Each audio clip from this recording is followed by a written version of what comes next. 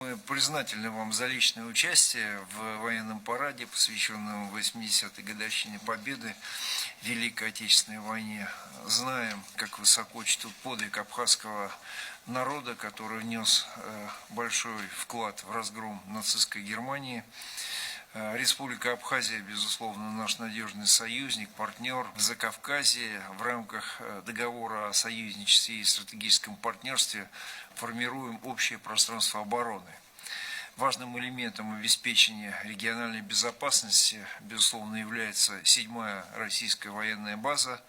Уделяем особое внимание повышению боевых возможностей и всестороннему обеспечению военнослужащих и членов их семей. На территории базы завершаем строительство школы.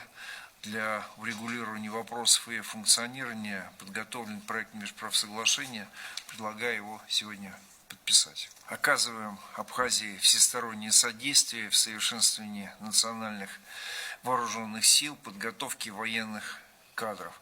В российских военных вузах на безвозмездной основе обучается 200 ваших военнослужащих. Намерены, безусловно, и дальше активно развивать двустороннее взаимодействие. Министерство обороны Абхазии высоко ценит ваш личный вклад в Министерство обороны Генерального штаба Вооруженных сил России в укрепление обороноспособности Республики Абхазия. Повышение способности наших вооруженных сил к совместным действиям 7-й Объединенной Российской военной базе по обеспечению военной безопасности Абхазии и России Закавказья.